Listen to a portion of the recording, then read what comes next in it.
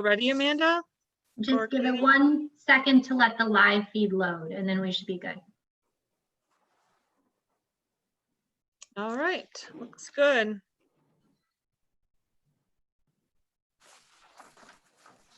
All right, we should be good.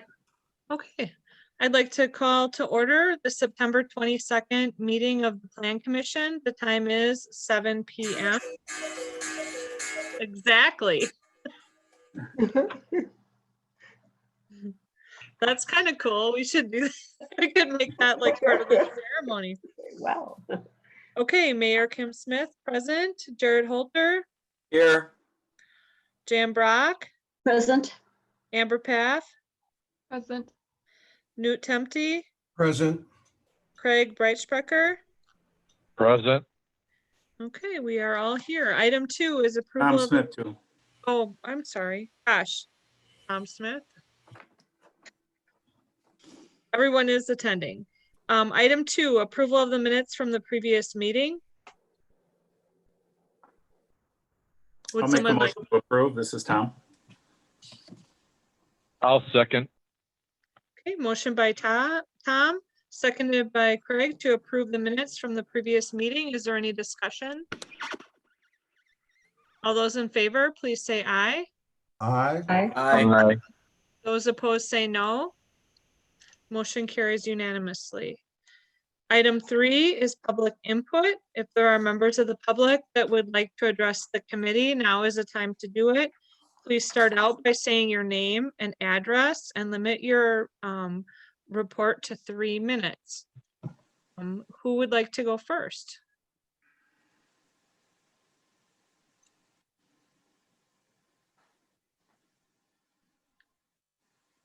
Would anyone like to address the committee this evening?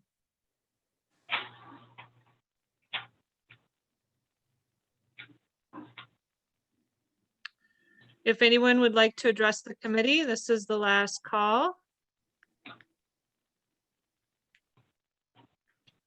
Okay, not seeing anyone. I'll close that portion. Your Honor, Yes, I see when you ask, I see the green phone come up and then go off. I don't know if somebody's trying to get through or not. I just thought I'd mention that. okay. Amanda, what do you see there? That's just Craig's number. I think just because he's an active participant, it flashes occasionally, but I don't see anyone on the side that's indicated. The one with the phone number, Skip, is Craig. All right. So we don't think anybody from the public would like to provide input. We did have a letter which was shared. So we'll continue on then with consideration and possible action on the following items. Item 4 is a public hearing. It's beginning at approximately 7 PM or immediately following the public input to consider the Abbey Court Apartments Planned Unit Development Amendment application filed by Abbey Court Apartments LLC 9447 Jansing Avenue, Sparta, Wisconsin 54656 for the purpose of subdividing the development into 3 parcels and adding 0.11 acres of land owned by the city of Onalaska to the development located at 2097 Abbey Road, 2091 Abbey Road, 2101 Abbey Road, 2107 Abbey Road, 2111 Abbey Road, 2117 Abbey Road, apartments 101 through 410, and 2121 Abbey Road, apartments 101 through 308, and 2169 Abbey Road, Onalaska 54650. These are tax parcel ID numbers 18-4511-300 and 18-6368-0. Katie, do you have anything you want to say before the start of the public hearing? If you'd like, I can give a brief background, otherwise I can wait until after. Okay, let's do the public hearing first and then we'll have the background. Anyone wishing to speak in favor of this item, please do so now. Anyone wishing to speak in favor of the Abbey Court Apartment PUD amendment application? I would like to speak. Okay, is this Todd Page? Yes, it is. Okay, please state your name and address, and you have 3 minutes. My name is Todd Page. My address is 9447 Jansing Avenue, Sparta, Wisconsin, 54656. I'd like to speak in support of the amendment. The purpose of it is really to allow us to continue the development. It will ease our financing on the next step. And the city's deed of that small parcel also enables, I believe, some additional access to a future building, which would be conducive to any fire department service that might be necessary there at some point. So I think it's a positive for the city as well as us.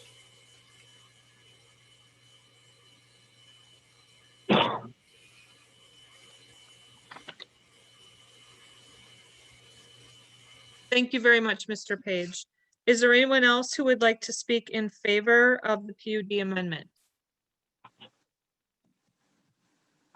Okay, this will be the last call for anyone who would like to speak in favor. Rick Byer has his hand raised. Okay, Rick Byer, please state your name and address, and you have 3 minutes.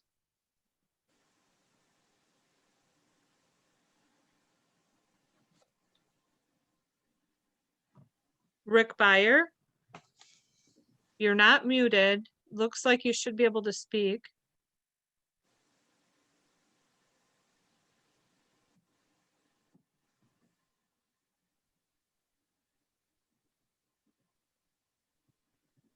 Mr. Byer, if for any reason you can't speak, you can put it into the Q&A and we can read it into the record for you as well.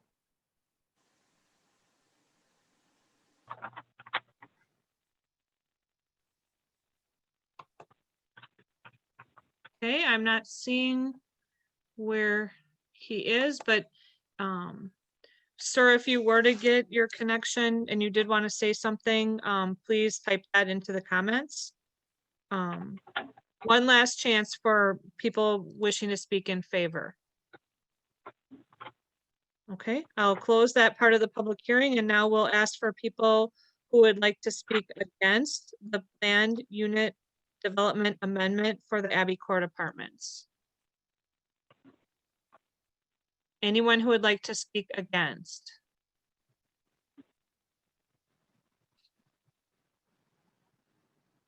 Okay, one last call. If anyone would like to speak against the plan unit development amendment for Abbey Court Apartments.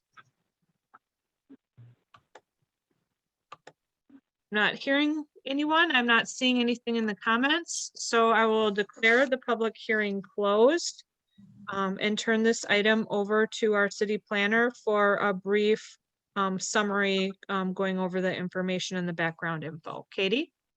Thank you, Mayor. This planned unit development amendment request pertains to increasing the boundary of Abbey Court Apartments PUD and allowing tax parcel 1845-11-300 to be subdivided into 3 parcels. The PUD is proposed to incorporate tax parcel 18-63-68, which is owned by the city of Onalaska, shown on the proposed CSM as outlot 1, to merge it together with the original, and then subsequently divided into 3 new tax parcels, lot 1 to contain 1.96 acres, lot 2 to contain 3.75 acres, and lot 3 to contain 6.19 acres. This additional land that is owned by the city today would allow for vehicle access and frontage around Abbey Road that is not there today. The only deviation from the Unified Development Code is pertaining to lot area. Otherwise, the applicant is not proposing to any changes from the original Abbey Court apartment plan unit development. In particular, under E2, the applicant is requesting to allow for a reduced frontage requirement from 100 feet to 60 feet, which is allowable if approved by the Plan Commission. As city staff have put together a total of 8 conditions of approval. Also included in the conditions are the original Abbey Court apartment conditions tied to the final implementation plan. Thank you. Thank you, Katie, for that information. So this item comes to the Plan Commission for consideration of amending the plan unit development for Abbey Court Apartments with 8 conditions. I'll turn it over to the commission.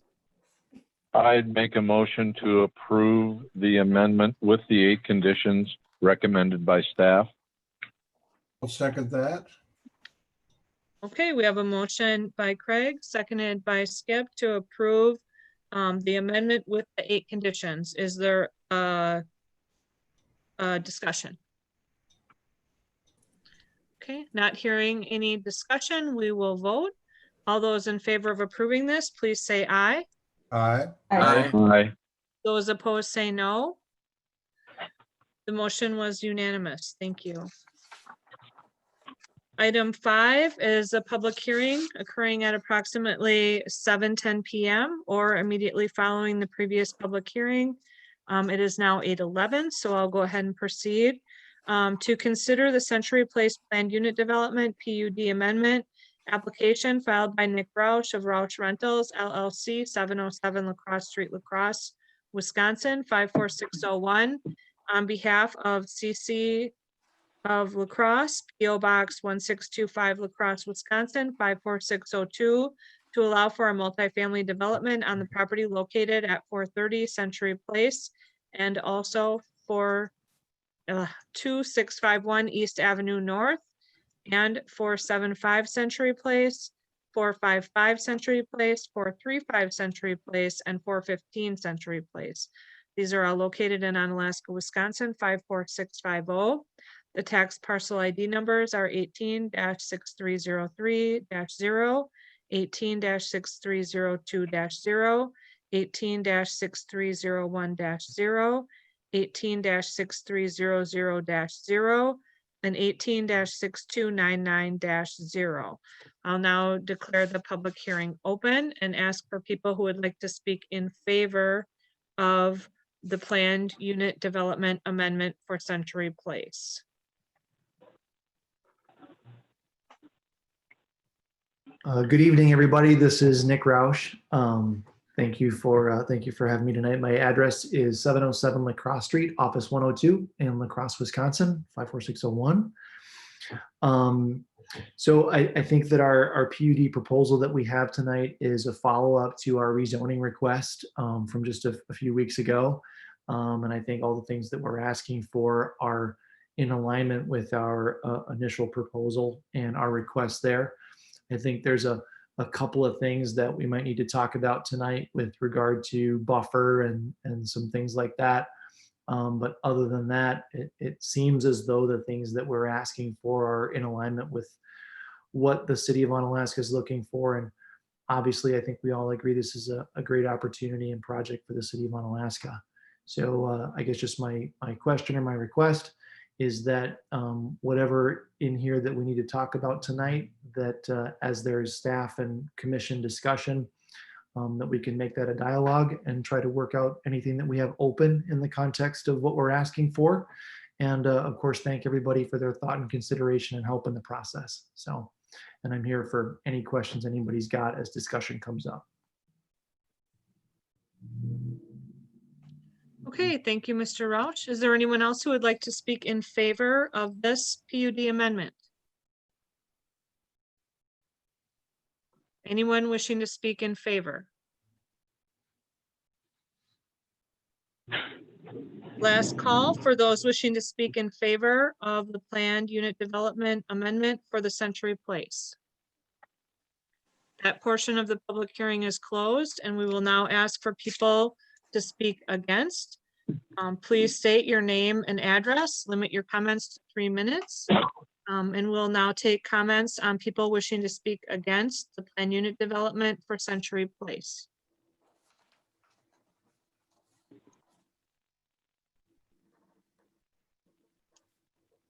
Is there anyone wishing to speak against?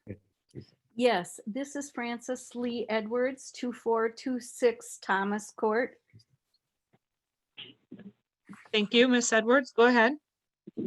Thank you for allowing me to speak, and I have to give my hats off to all of you members because I know you're working real hard for the city of Onalaska, and I appreciate that. I've kind of gone back and forth with thoughts on this development proposal. In fact, I was close to sold with reservation and concerns. Now I think maybe it might be better to go back to the drawing board and consider other options. One option might be to speak to the owners of the property. Quick Trip has been a model community builder in our community. You can't tell me that they don't want what's best for the community, because I think they do. They just made a sizable investment in the Quick Trip close to the proposed development. And I guess that would be great for them financially, but it might not be too ethical. And these are my reasons. This is just too many units for this amount of space, period.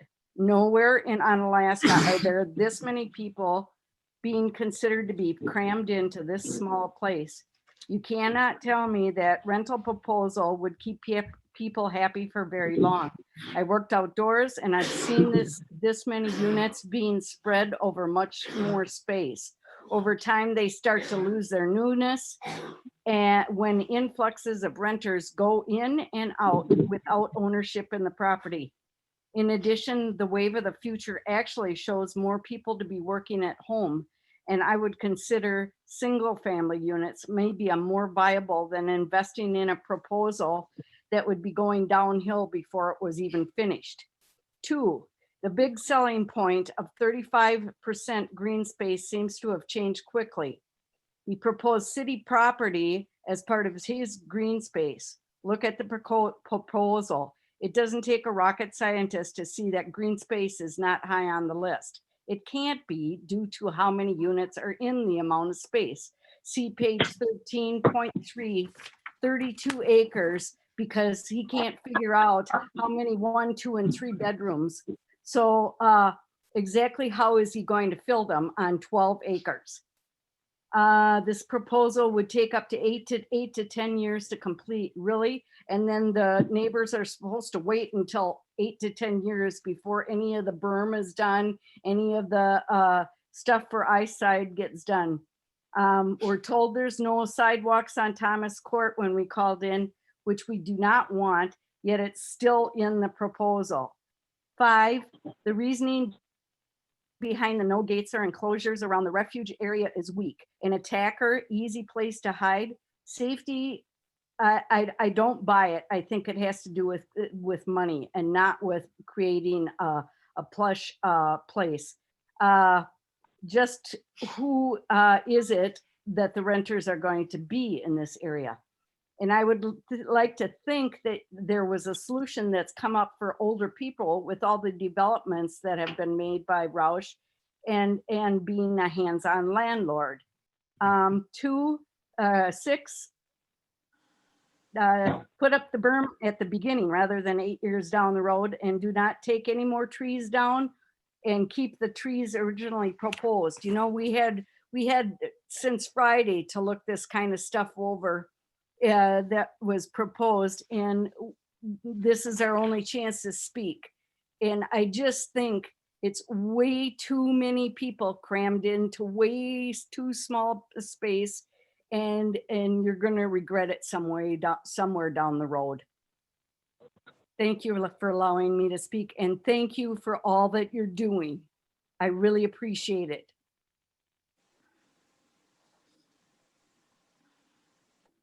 Thank you. We appreciate your comments as well. Is there anyone else who would like to speak against? Hey, good evening. This is Jamie DeWitt. Are you able to hear me? Yes, I am, Ms. DeWitt. Go ahead. Hi, I'm Jamie DeWitt at 2418 Thomas Court, Onalaska, Wisconsin. So when Mr. Roush had his meeting, he did a good job being a salesperson and what he was talking about and what he would be delivering. I read through most of the information that was provided. And again, I know that Ms. Edwards talked about the green space went from 35 to 25. Also read a few other things with the berm and all that kind of good stuff. We definitely want to protect our neighborhood, make sure it continues to be safe. One of the things when I was reading through some of this, I felt like there was a little bit of retaliation on Mr. Roush's part, especially when it came to the sidewalk request on Thomas Court on both sides. I just felt that he was trying to, just retaliate a little bit because we're voicing our concern. So I just really would like this to be looked at really carefully. And like Miss Edwards said, that is a lot of people in that little bit of space, and the traffic coming in. I know we've talked about this before, but the development too going south, or going north into Holman on that right-hand side, that's a pretty big development also. And we're already starting to see some traffic flows in the morning and in the afternoon. So again, any kind of reconsideration or single family or something a little bit smaller. I know that we're looking at the tax revenue of the 30,000 or whatever it is coming in, but again, that's over 8 to 10 years. So thank you for this time and good luck. Thank you, Ms. Witt. Is there anyone else that would like to speak against? We're asking for people who would like to speak against the plan unit development amendment for the Century Place project. Okay, this will be the last call, asking for people to speak against. Oh, I see a question popping up here. Nick, if we have any, no, you don't have an opportunity for rebuttal. We will, we're just listening right now. Okay, so that is last chance for anyone who would like to speak against the development or the plan unit development amendment. Not hearing anyone, that portion of the meeting is closed. And we will turn it over to Katie for a summary of the action.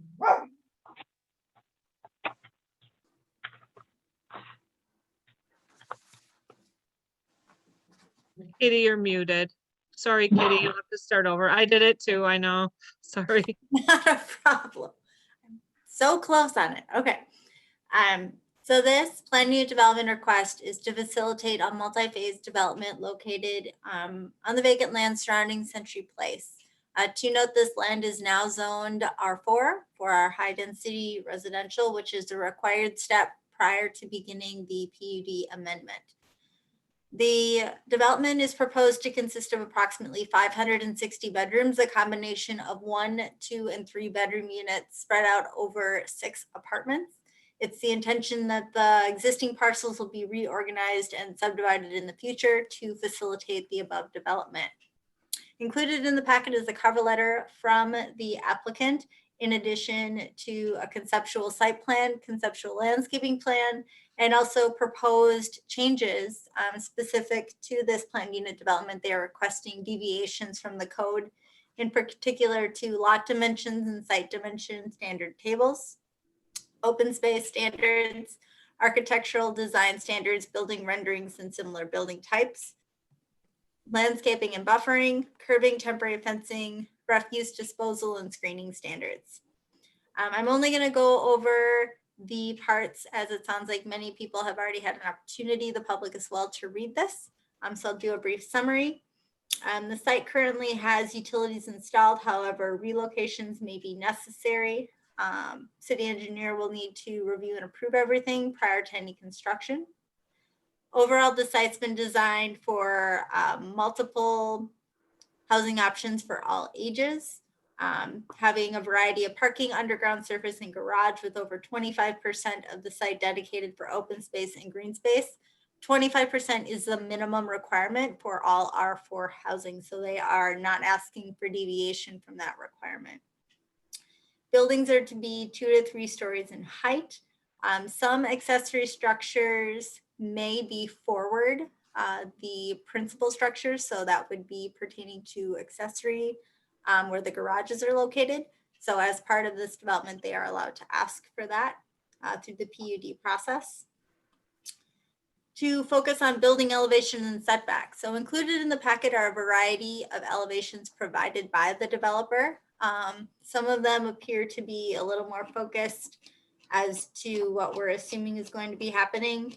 And Nick can correct me if I am mistaken, but it definitely looks as though the images shown on page 25 and 26 look to be very similar to 28 with some additional brickwork and features. So our attention was drawn to that area in particular.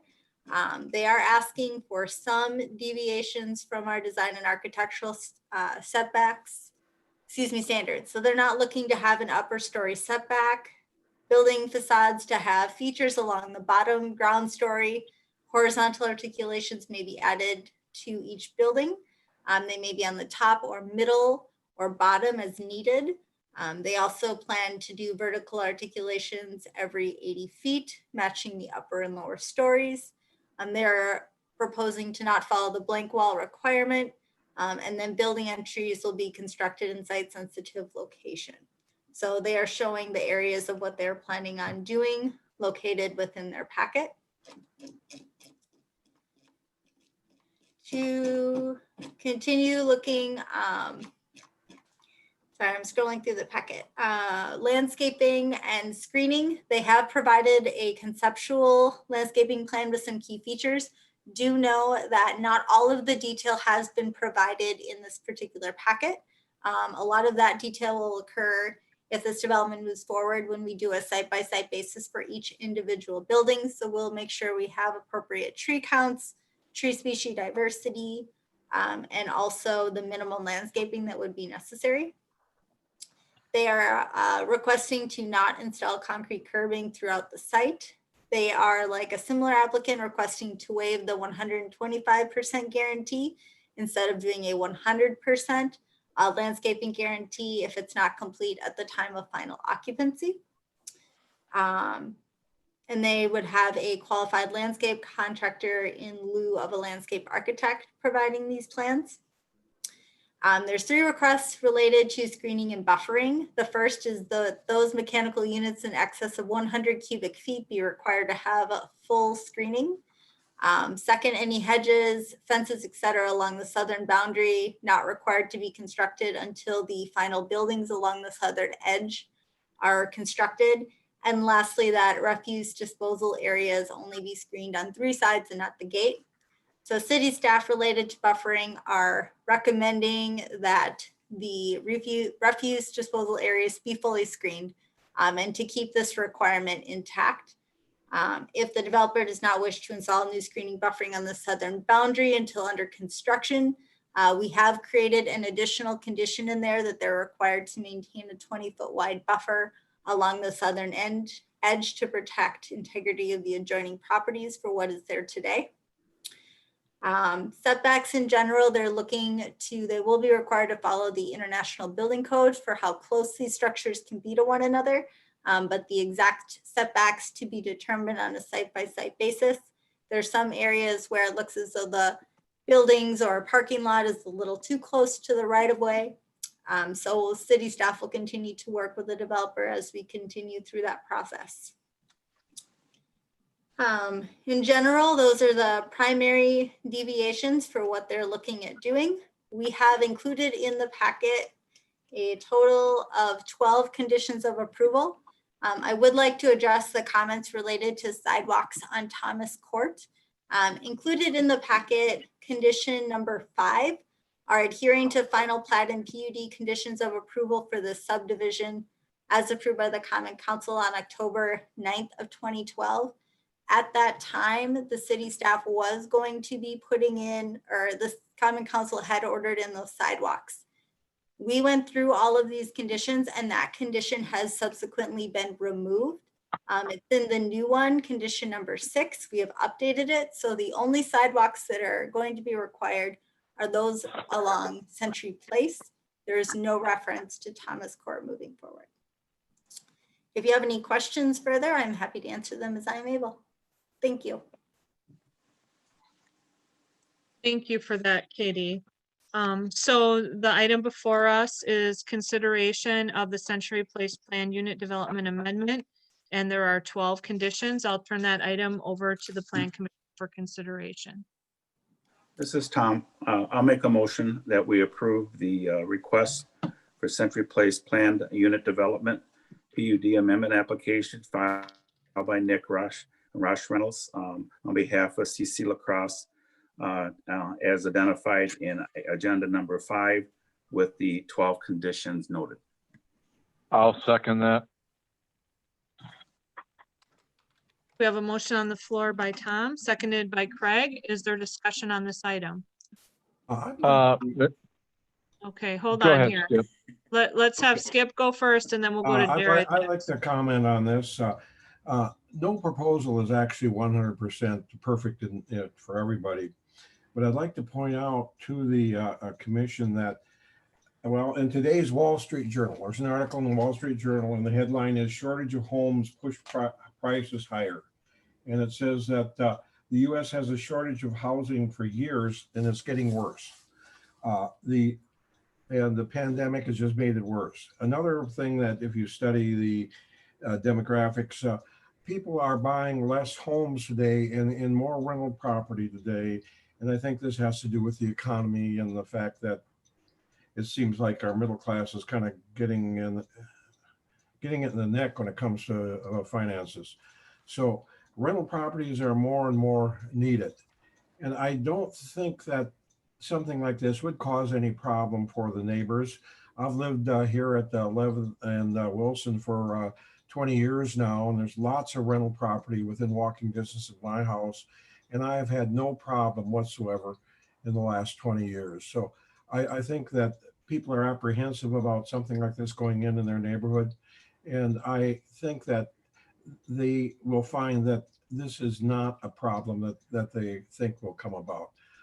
When I was living in Norfolk, the house I owned was abutted to a large apartment complex on the other side of my fence. And we had no problems whatsoever with that. So I think it's more an unusual situation where people living in single family homes with apartments near them have problems. So I think that if we approve of this, and I recommend we do, that the people living around there will find that this really is not a problem for them. Thank you. Thank you for those comments, Skip. Jared? Okay, I'm in favor of the development, but I got quite a few things here that just going over the request from the developer through their pages of what they're requesting. And I think I'm going to start with my biggest one is I was on the Plan Commission back when this first came through back in 2011. And one of the areas that we really worked on was that buffer area on the south side of this property against the Thomas Court neighborhood. And at that time, we tried to listen to the neighbors, not extending Thomas Court, leaving it as a cul-de-sac and putting in the large buffer that's there. And in the proposal tonight, the developer is proposing to remove the buffer and replant it, which I think is an area of contention with the residents. We did look on our mapping system, and currently there's a very mature row of trees and things. Some of those were planted as part of the original development 10 years ago. I really think that buffer would really help keep the neighborhood to the south more intact. I think that would assist with the going from the 35% green space to 25% green space, because it would be all green space. So I think I'd really like to see that buffer stay there tonight. I know it limits the developer on going toward that property line, but that was part of what the original development was put together with. So I guess with that, I'm going to throw out and make a motion for an extra condition here to say, leave the existing buffer of trees and vegetation along the southern property line adjoining Thomas Court intact as it is today for the development. I'll second that. Thank you. We have a motion to amend by Jared to add, would it be condition 13? 13. Yeah, to condition 13 stating that the southern portion would be undisturbed. Southern border. Motion was Would- by Jared, and then who seconded it? Craig, Great. Craig, okay, sorry.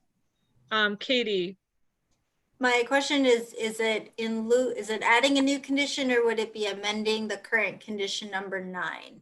yeah, that was kind of my question too, because we have condition number 9 that says the developer is to maintain a 20-foot wide buffer from the southern boundary, be required to be maintained and no site grading, clearing, or other disturbance. Is that correct, Katie? It's possible that it can work with as a starting point to Jared's. We can add to it if that's what the plan commission would like, noting that the existing trees are not allowed to be impacted during construction.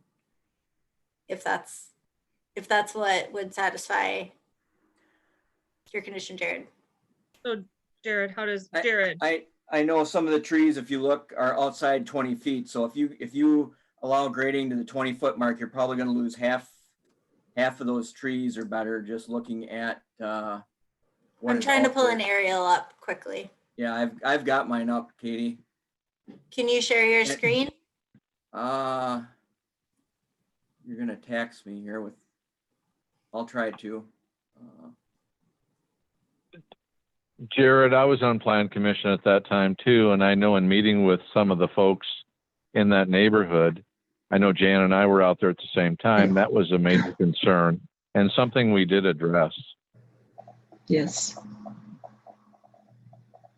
Yeah, that's very important to the neighbors. Well, while they're looking at that, I'm also looking up on item 6K, developer to maintain a 20-foot easement on the east side of lot 2 for pedestrians and park maintenance and access to the Thomas Farms Park. That's related to the sidewalk and trail installation that connects to the park. So that would be a different condition. Where the road isn't gonna go, right? No, Correct, it's a little more east. There's an existing sidewalk that cuts through to the park from Century Place. Okay.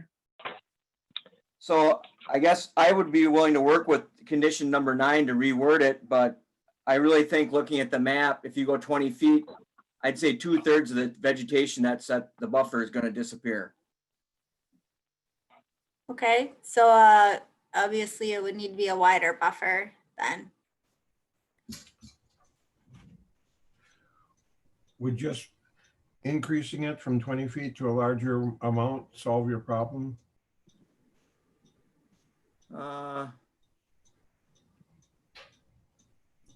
Jared, do you have your map up? Does 50 feet help us? 50 feet is Closer. It's probably about 45 is what it is on the.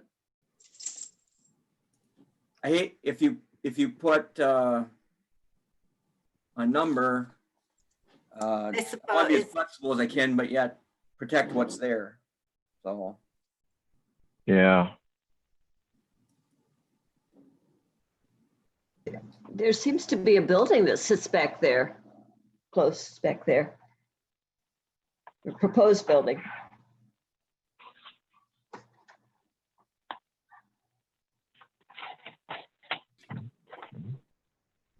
Katie, how you want us to do it? You want us to go back to number 9 and I'll withdraw my motion and redo number 9, or what would you like to do?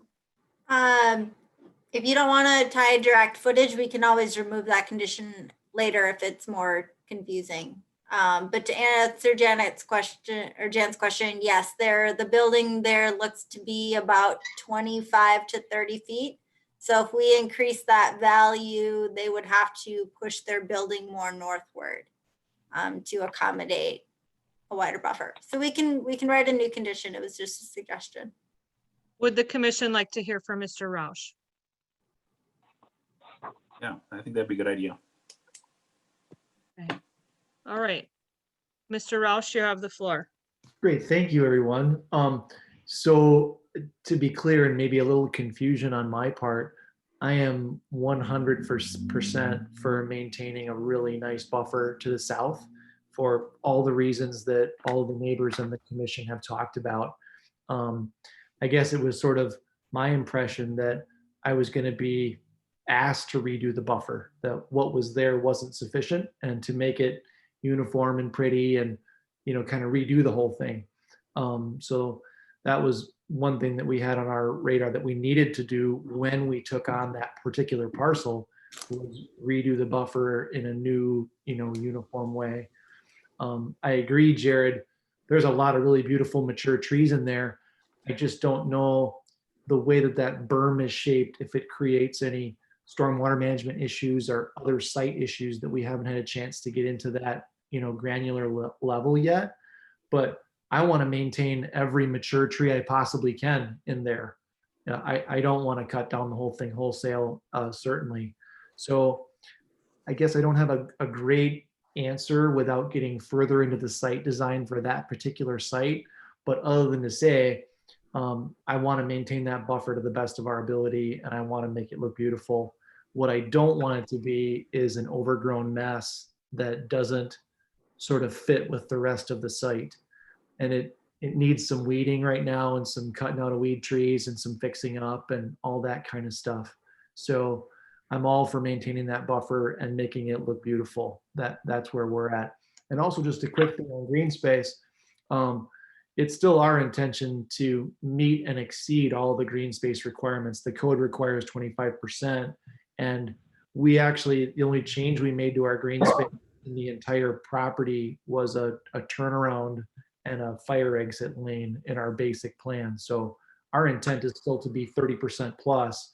I just don't want to get hamstringed by, being required to something higher than the code if one particular portion of a site is a little bit less because of how the whole site comes together. But we still want to maintain as much green space and as we possibly can to keep the site looking as beautiful as possible. It's not a bait and switch. It's just the way the code reads is 25% plus. So Hey, Nick, Yep. this is Craig. Yeah, You're Craig. clear on not using the right of way, right, as part of the green space I am. figure? And my We'll get to only that. question in that I wanted to bring up, and thanks for bringing it up, Craig, is on the western border, you have DOT right away there. And it's a significant amount of space that cannot be built in, but it would all be part of green space of the site. So I do understand and agree that not using City of Onalaska right away, but I know that if I can't count the western right away, which is DOT right away, it's going to be really hard to meet because that's a big area that's all green. Go ahead. Yeah.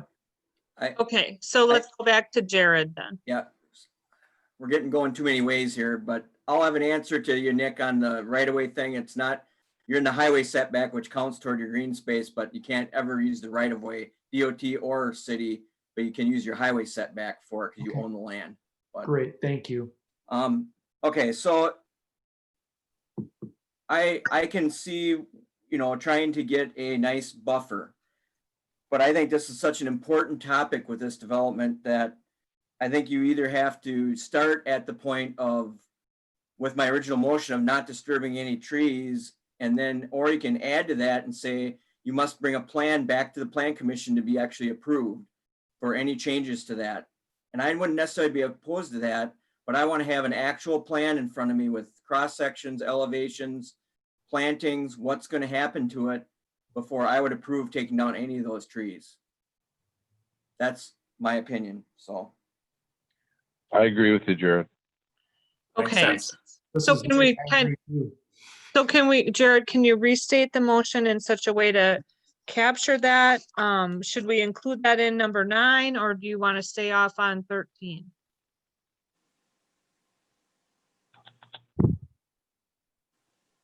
Craig, you'd be willing to withdraw your second? I'd be willing to withdraw my motion, and make a new one. I would. Okay, I'll withdraw my motion. I'll withdraw my second. Okay, I'd like to make a motion that we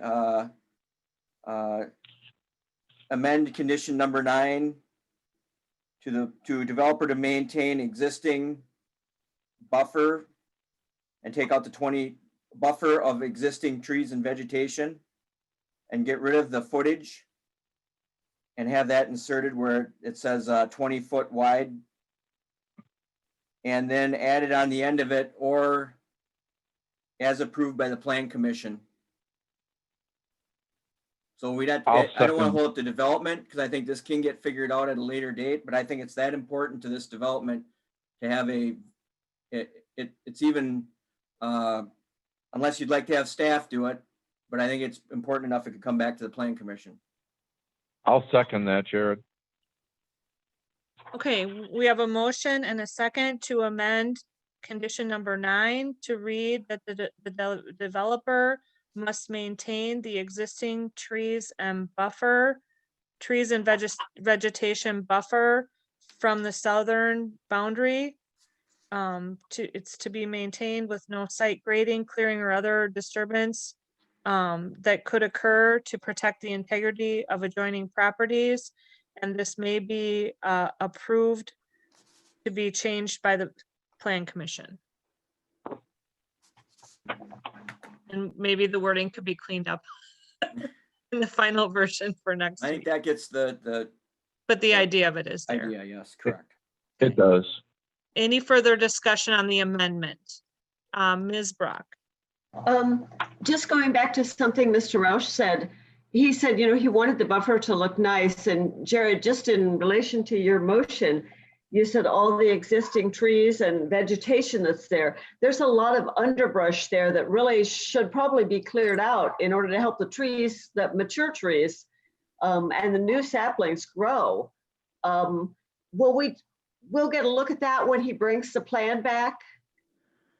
I think the developer's got to come up with some sort of plan and what he's going to do and then present it to us, and then we would make a decision on it. Decision on that. Yeah, Okay. I think It's too hard to make a decision right now, not knowing what's out there and what's the definition of brush to be removed or trees to be removed. Right. That can be a wide variety of things. Okay. Thanks. Mhm. I think that will help the neighbors, because then it won't change until we know what it's changing to. Right. I feel like that's a good compromise. All right, any other discussion on the amendment? Okay, let's go ahead and vote on the amendment then. All those in favor of amending condition number 9, as I previously described, please say aye. Aye. Those opposed say no. Okay, the amendment carries unanimously. Okay, other discussion. Jan? Yes, I had a question because I don't remember this from 2011. Maybe I just forgot. But on page 15, condition number 5L, the owner developer shall obtain approval from La Crosse County Highway for a new drive opening on County Road OT. Is that still a viable condition, Katie or Jared?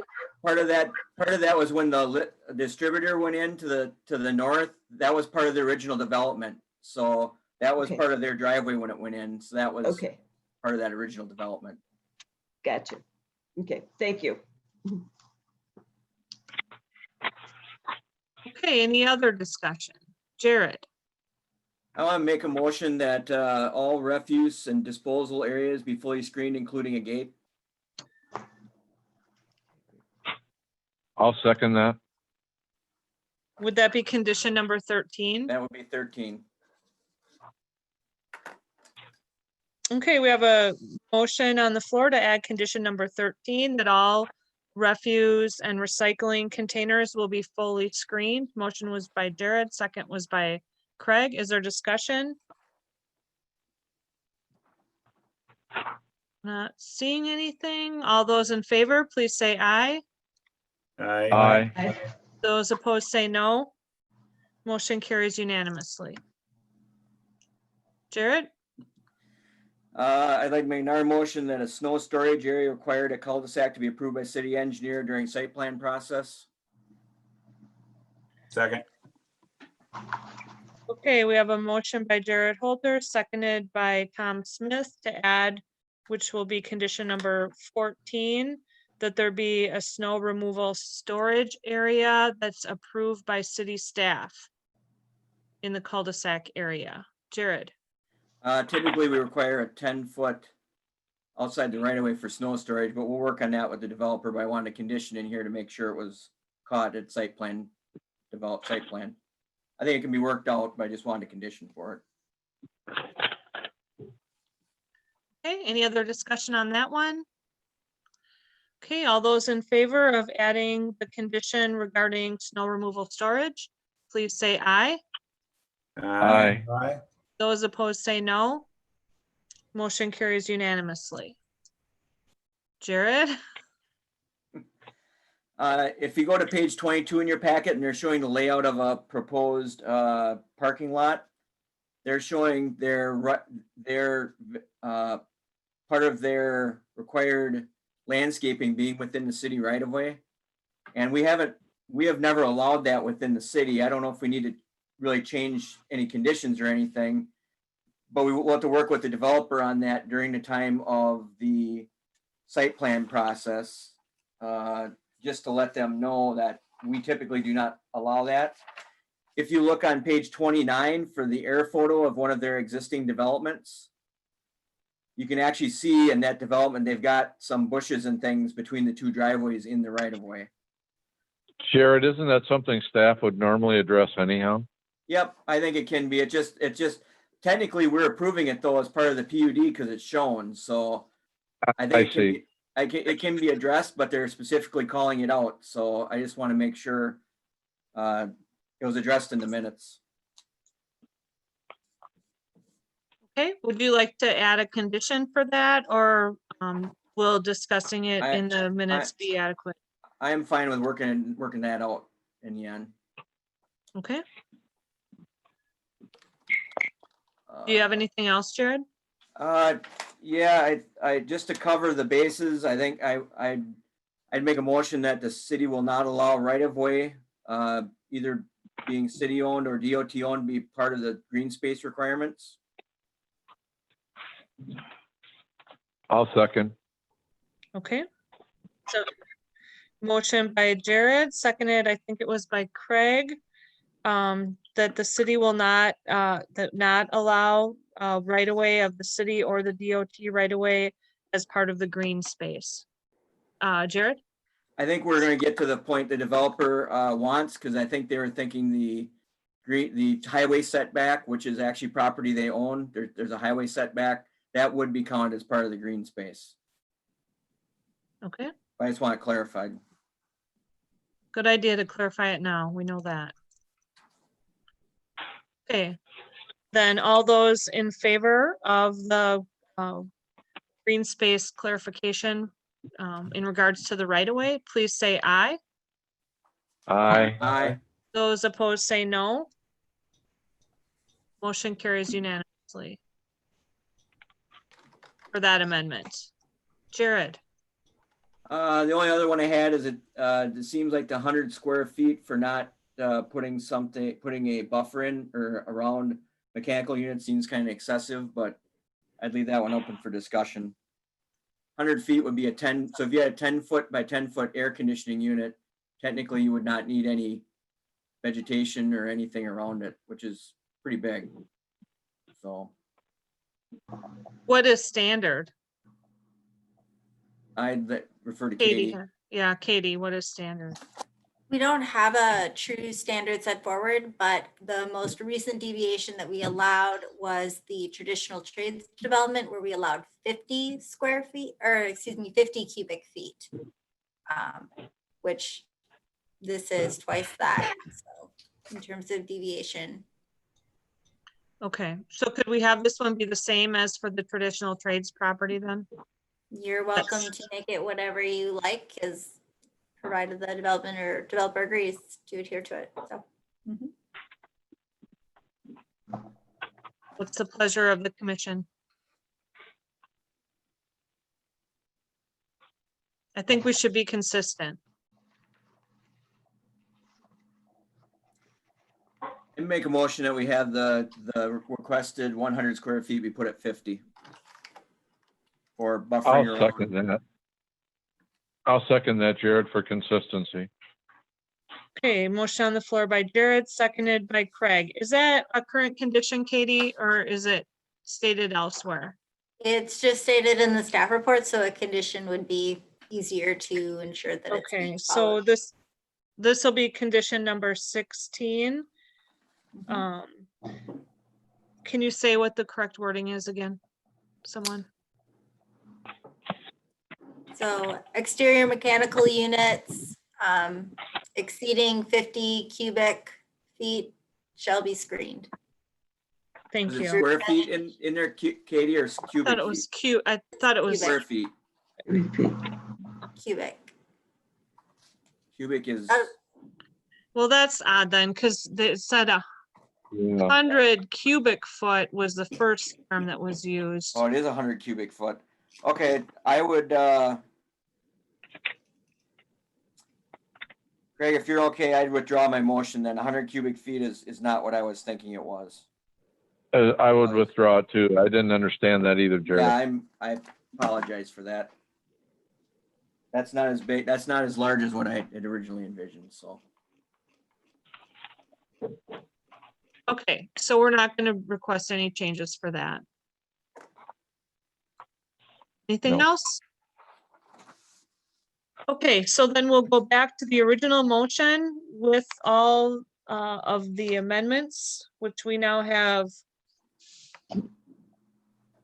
We originally had 12 conditions. We now have 15. 15.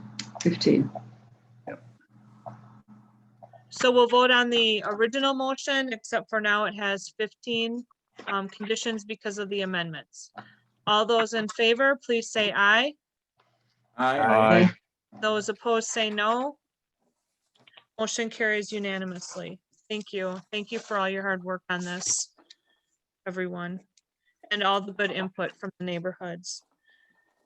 Item 6 is a public hearing at approximately 7:20. We've surpassed that. To consider a general development plan to create a planned unit development application filed by Elmwood Partners Limited Partnership, 1859 Sand Lake Road, Onalaska, Wisconsin, 54650, to allow for special building envelope setbacks for the properties located at 676 Marcoux Road and 546 Marcoux Road, Onalaska, Wisconsin, 54650. These are tax parcel ID numbers 18-4479-3 and 18-4479-4. I'll open the public hearing and ask for people who would like to speak in favor of this planned unit development application. Please state your name and address, and you have 3 minutes.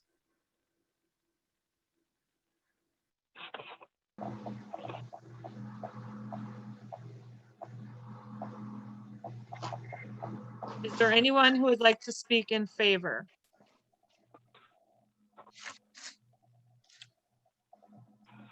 This is the last call for anyone who would like to speak in favor of the planned unit development at Marcoux Road. There's Kevin is I asked. think Kevin's trying to talk. Oh, someone has a note here. Let me see. Kevin says, Katie. Yes. Kevin, you're not muted. Can you hear me now? Yep. Yes. Yes. Here we go. Kevin Fry with Elmwood Partners, 1859 Sand Lake Road. 40 days, it's the PUD for a CSM that we did back in 2008. And what we're doing today is trying to create 2 building envelopes for 2 larger parcels that was part of that CSM to work within the UDC. One of them is lot 3, which is on the end of the cul-de-sac of Marco Road. It's about 6 acres. That one's a little more consistent building envelope, just being a little bit larger. Lot 4 is the one at the corner of Marco Road and Emerald Valley Drive. That one is about 13 acres. A little bit bigger building envelope, which is split by a water main easement that goes east-west. And part of that one is there was an existing residence that was up on top of the hill where we're proposing this one that we tore down in, I believe it was 2005. And then we additionally raised a pole barn, that same building envelope, 2007. So we're just asking basically to be able to build the new residence where the old one was. If you have any questions, I will be around for that. Thank you very much. Thank you, sir. Is there anyone else who would like to speak in favor? Anyone who would like to speak in favor? Okay, that's the last call. That portion of the public hearing is closed, and I will now ask for people who would like to speak against the planned unit development on Marcoux Road. Would anyone like to speak against the building, the special building envelope setbacks for the Marcoux Road properties? Last call for anyone wishing to speak against.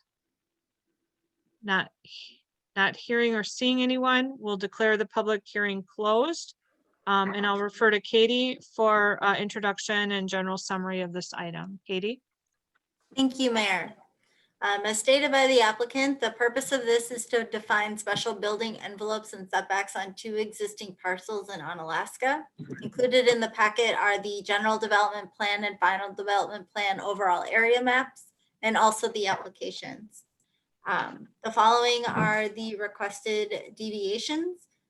In particular, they're not asking to deviate from any setback exclusive of the maximum. So in that R1 district, we have a maximum of a 40-foot street yard setback. So they would essentially, with these new envelope standards, be allowed to develop anywhere within that area, thereby allowing them to be further back than 40 feet. They are showing increased side yard setbacks. Our zoning rule is 6 and they're proposing 20.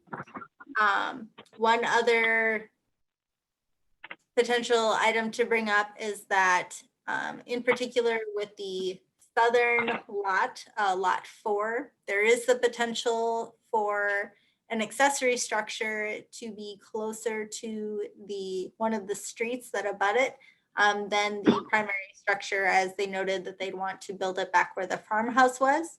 So inherent in that, we do not allow accessory structures to be forward a principal structure. So that is something that if you can either note that they could do that or that they couldn't do that, that's something for a discussion. They are proposing over 70% of green space for this area. In general, there are very few deviations, if any, from the Unified Development Code. In terms of architecture, the parcels are required to adhere to the Country Club Estates Declaration and Covenants, requiring that architecture structures be approved by the Associated Architectural Review Committee prior to application for building permit to make sure that they're being consistent with their standards. City staff have put together 11 conditions of approval for this development. Okay, thank you for that, Katie. With that being said, the item up for discussion is the planned unit development application allowing for special building envelope setbacks on Marcoux Road. I'll turn that item over to the Plan Commission. I'll make a motion to approve with the 11 conditions recommended by staff. I'll second that. Okay, we have a motion on the floor by Craig, seconded by Alder Tom Smith to approve this application with the 11 conditions prepared by staff. Discussion. Jan. I have a couple things. One of them may be a question for Kevin, and that is, in this particular development, I understand this is a new way of doing that because our last house was over 40 feet from the street too, and we didn't need a planned unit development. So this is just a new method by our new codes. Can you answer that, Katie? Yeah. Okay, we'll go to Katie. So generally, anytime you do not follow a rule, you're supposed to obtain a PUD if you don't obtain a variance. Historically, in the past, we've had some planned unit developments, but we've also had some plats where they listed building pad locations. We're trying to be more uniform with that, where anytime you want to show an actual building pad, that it not go on a plat, that it go in the planned unit development so that staff can adhere to that. And then that way, if there's any changes to it in the future, you don't have to go and amend your plat. You don't have to do resolutions and a lot of other paperwork. Whereas with this, it just goes to the Plan Commission and you propose. One of our previous rules is you needed 5 acres minimum. We now only require 1 acre minimum. So you will likely see more PUDs coming forward in the future. Okay, thank you. Thank Then I you. have a second question. Condition 8 says something about if future lot divisions are to occur. And I want to make sure that there's particularly one home, one residence going on either of these 2 lots, as opposed to, I don't like speculative designations. So, you know, do they have an actual proposal for a home? They don't have anything on the table today. It came up in a meeting about 2 months ago, and somebody asked what approvals we had for building on the bigger parcels, or building on top of the hill. Mhm. And that's when the light bulb went off as far as working with the new system, as far as we'd have to do a PUD to modify that 2008 approval. As So far as- there really is no, especially on the 12-acre lot, you're not looking at like subdividing that into further properties down the road. That is correct. That is not our intent today, no. Okay, thank you. I was confused on number 8. I'm good, thank you. Okay, and that was Kevin responding to Dan's question for the record. Katie, did you want to comment on that at all? No? I had one further question in regards to the pole building being closer to the road than the residence. And I know it is in our purview to judge what the covenants, the neighborhood covenant says, but does the architectural covenants cover that or allow that in that neighborhood? Does anyone know? So the city's rule would only require, the city's rule says that it can't be forward to it. And it doesn't say what type of structure it can be. It could be a pool, it could be a garage, it could be any sort of a accessory structure, a gazebo, for example. In conversations with Kevin, that would need to be approved by the Architectural Review Committee. And Kevin, if you want to expand upon that further. Katie, this is Kevin again with Elmwood. Katie is correct with that. Obviously, we do not have anything that I can think of that is farther forward than the residence at the country club. But we do not want to take this out if somebody does want to do a pool or something in the future that is forward to the residence, since it's such a large parcel. So we're just trying to leave the options open at this time, but we do not have a plan that I can speak of. Okay, thank you for that, Kevin. That answers my question. Are there any more questions or comments or discussion from the committee? Otherwise, we have the motion on the floor to approve this with 11 conditions. Okay, Katie, have all of your concerns been addressed adequately by the commission? Yes, Mayor. Okay, all right. We'll call for the question then. All those in favor of approving the planned unit development with the special building envelope setbacks, including 11 staff conditions. All those in favor, please say aye. Aye. Those opposed say no. Motion carries unanimously. Thank you. Item 7 is a public hearing at 7:30 PM or immediately following the previous to consider text amendments to the Unified Development Code, UDC, regarding open space requirements for medium density and high density residential districts, R3 and R4 districts, and such developments in the mixed use neighborhood and mixed use community districts, MUN and the MUC districts in sections 13.02.51.c and 13.02.54 respectively, and parking stalls, striping requirements found in section 13.03.21B4 and the table 13-03.21-1 off-street parking spaces required. This is a public hearing. All those wishing to speak in favor of the amendments to the UDC, this is your time to do so. Please state your name and address and limit your comments to 3 minutes. Anyone wishing to speak in favor? Second call for anyone wishing to speak in favor of the amendments. Third and final call for those wishing to speak in favor. That portion of the public hearing is closed, and I will now ask for anyone who would like to speak against the amendments to the UDC as I just described. Anyone who would wish to speak against? This is the last call for anyone wishing to speak against the amendments to the UDC. The public hearing is now closed, and I will turn this over to Katie for a staff comment. Thank you, Mayor. Included in your packet is existing and proposed languages for the sections that the mayor just mentioned. In particular for 13.02.51.c related to open space standard. There was an error in the UDC that we have since found. Previously, as part of the minimum open space requirement, we did not, as the code reads, allow setback areas. Setback areas are allowed, and they have previously been allowed in the code. So that's one primary thing that we'd like to change, to remove that from an exemption to being allowed in the overall count. We also are proposing that previously we did not have an R3 district. We only had an R4 district. So staff are recommending that any development in the R3 district also have a minimum of a 25% green space to be consistent for our low, medium density and our high density residential districts. Related to section 13.02.54, tying into that, when we now have the opportunity for a mixed use district, you are not required to do a mixed use development. You could do, if you wanted, 100% multifamily. In that event, we would now be requiring you to follow that 25% minimum space.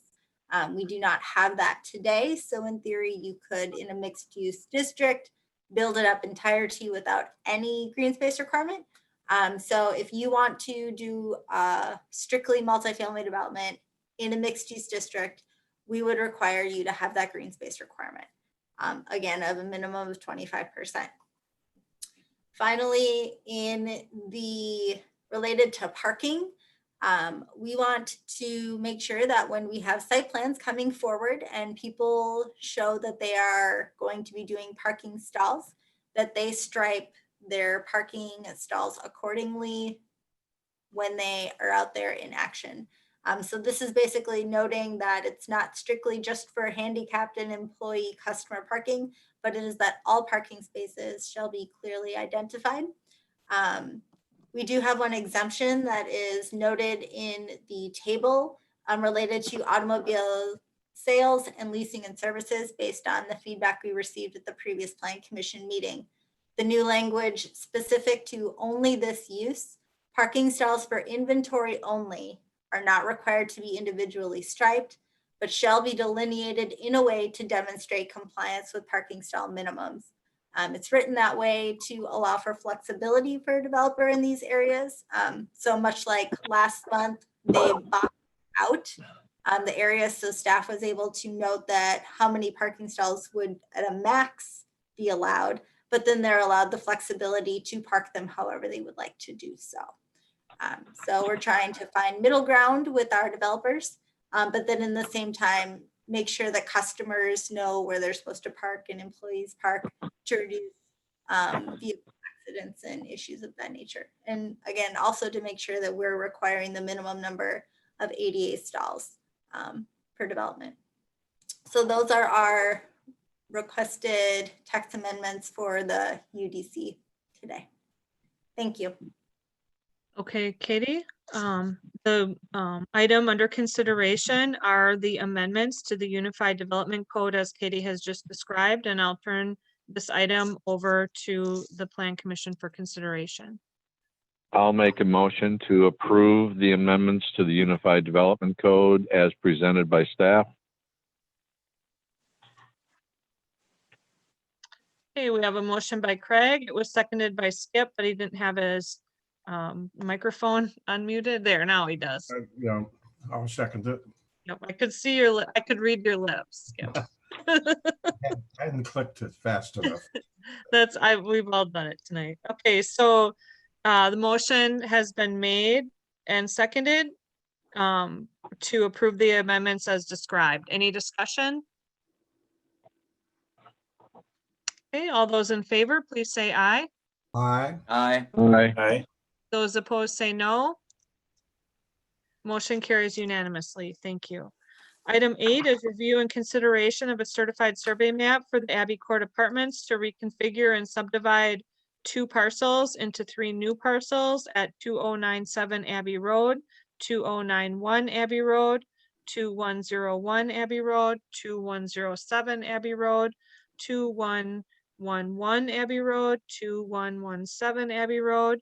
These are apartments 101 through 410 and 2121 Abbey Road, apartments 101 through 308, and 2169 Abbey Road, Onalaska, Wisconsin, 54650. These are tax parcel ID numbers 18-4511-300 and 18-6368-0. I'll turn this over to Katie for a summary. Thank you, Mayor. As noted previously, the applicant is requesting to merge 2 parcels and complete a further subdivision into a total of 3 parcels. Lot 1 is proposed to be combined with Outlot 1, which is owned by the city of Onalaska, 0.11 acres. We would transfer that to Abbey Court Apartments, and then once merged, they would further subdivide into 3 new lots. They have been allowed to have, provided the Common Council agrees with the recommendation, to have reduced street frontage on the Lot 1 parcel from 100 feet to 66.44 feet. All of the other parcels meet minimum lot requirements, and they are all zoned appropriately. City staff have put together 12 conditions of approval for this development. I'll make a motion that we approve agenda number 8 with the 12 conditions as stated. I second. Okay, we have a motion on the floor by Tom, seconded by Craig, to approve the certified survey map, which reconfigures the parcels, and this includes 12 conditions. Is there any further discussion? All those in favor, please say aye. Aye. Aye. Those opposed say no. Motion carries unanimously. Thank you. Item 9, review and consideration of a final implementation plan to create a planned unit development application filed by Elmwood Partners Limited Partnership, 1859 Sand Lake Road, Onalaska, Wisconsin, 54650, to allow for special building envelope setbacks for the properties located at 676 Marcoux Road and 546 Marcoux Road, Onalaska, Wisconsin, 54650. These are tax parcel ID numbers 18-4479-3 and 18-4479-4. Katie? Thank you, Mayor. So when an applicant is prepared to do so, the city can run a general development plan and a final implementation plan concurrently, which is the final implementation plan that you have before you this evening. There are no changes in terms of the staff report from the general development plan to the final implementation plan. City staff have been to allow for special building setback envelopes on the 2 properties. As noted, we put together 9 conditions of approval for this development. Thank you, Katie. Commissioners? Public hearing. No public hearing. Not for the final implementation. We Oh, did it. okay. Yep.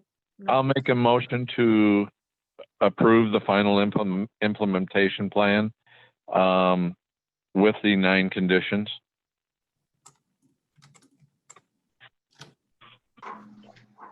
I'll second the motion.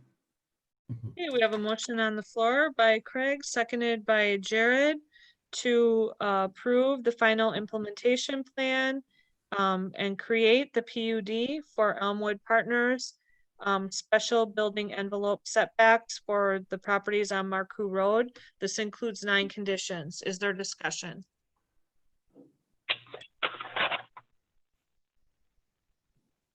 Not seeing or hearing any discussion. So I will say, all in favor, please say aye. Aye. Those opposed say no. Motion carries unanimously. Thank you. Item 10, discussion related to modifications to conditions of approval for minor amendments to planned commercial industrial districts and planned unit developments in the city of Onalaska, Wisconsin, 54650. I'll ask Katie for a staff report. Thank you, Mayor.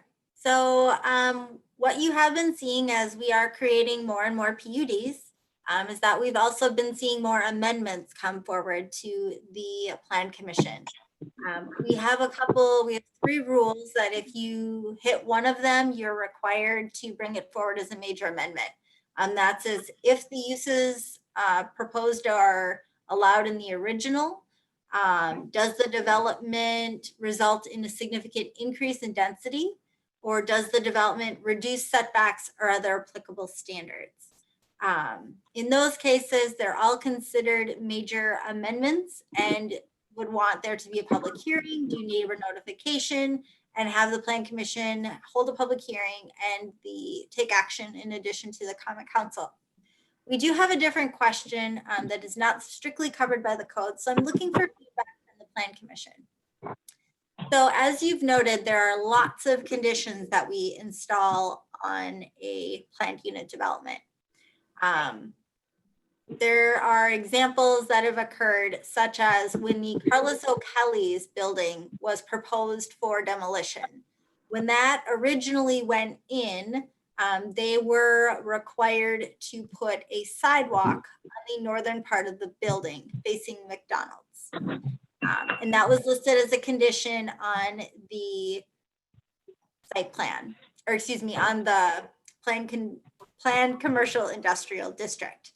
So later, what they had requested to do is they said that they're not providing parking on that area. They would rather do a landscaping buffer along the building foundation in lieu of that area for sidewalk. So because it wasn't considered a major or necessarily a minor amendment because it was changing a condition, staff made that determination on our own in order to allow that development to continue. However, I would like to know if that's something the Plan Commission would like to have. So it's essentially, if there's a condition that does what they want to do to change a condition, to modify it, to remove it, is that something that the Plan Commission would like to have on your agenda for consideration? If we add a condition, it has to come back. But if we want to modify a condition or delete a condition, does the Plan Commission want to be notified, or do you want staff to handle that internally? Our ordinance does not tell us one way or the other. Okay, I have a question to start with. So in that area, if there is no sidewalk, where are pedestrians supposed to walk? There was a sidewalk on the eastern side of the building. So it was an additional sidewalk that they had felt was better served with a planting buffer, because they had no place to put a planting buffer, and the ordinance required a planting buffer on that side. So they would have had to reduce the width of the sidewalk. And then they also greatly reduced the amount of parking that they did. So that's why we moved forward with that. But the other side of the building is quite a distance, wouldn't help a pedestrian. I have a general concern for pedestrians being able to get, especially in these areas where there's neighborhood right next to retail and people walking. Jared? So the sidewalk around the perimeter along the street frontage is still there, and that's part of the development. This was a sidewalk along the building. And the sidewalk was from the parking area that laid out weird in there. So it wasn't really taking any pedestrian access away when we looked at the site plan. So the site, you'll still be able to walk on the sidewalk along the street, and really to get from, there's a lot of weird angle parking in there. So they redid it, if I'm talking correctly, Katie. Yes. So it's actually better than it was originally. Plus they put the landscaping where the, nobody ever used the sidewalk that was right next to the building anyway. Everybody just walked through the parking lot. Okay, as long as the street. No, the that was right not of way and sidewalk, we would that's never what let that. Okay. I was a little alarmed. So I was just trying to give an example of where there Right. was a condition And we felt That's it an better ex- was suited in another way. Yeah, that's a good example, Mayor, of something that we, as staff, we would most likely bring back to the Plan Commission, because I'm sure we would not agree with it or something. It would be a major change that we would bring back. Right, we Like- just want to make sure that staff still has the ability, you know, so that you can put the brakes on something. Mhm. And we can always send a site plan or anything to the Plan Commission. It's written into the ordinance, so staff are in charge of it, but if we think that there's things that the Plan Commission should need to weigh in on, we can automatically bring it to you regardless as to what the developer would like. I to think we develop can, public I think we need to continue to let staff do their job. Right, And should they feel the need to bring something to us, I feel very comfortable they'll do exactly that. thank you, Craig. I You- agree, Craig. Mayor, I agree too, because we don't need to micromanage. I mean, I think the staff is quite competent to know when to bring it to us and when not to. Right, okay, so Katie, what do you need? A motion or Nope, just a I don't direction? need anything. It's just a discussion in terms of direction for what you'd like us to do. So if I'm understanding the discussion thus forward, it's to continue on the way we've been doing it. If we feel uncomfortable or believe that the Plan Commission should take action, we bring it forward to in rules of specifically deleting a condition or modifying a condition to better the development. But if there's to add a condition, it would need to come back to the Plan Commission. Okay, Oh, that sounds good, Katie. Yeah. sounds good to me. Just looking Amber, for we haven't heard from you. Amber, would you like to comment?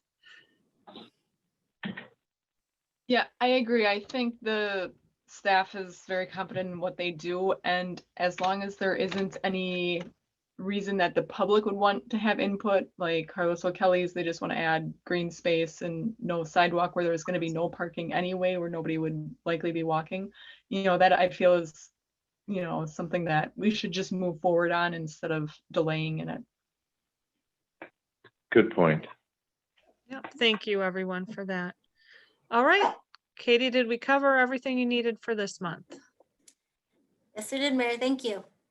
All right, we'll move on then to item 11, adjournment. Motion to adjourn. Second, Okay, we have a motion by Craig, seconded by Tom to adjourn. All those in favor?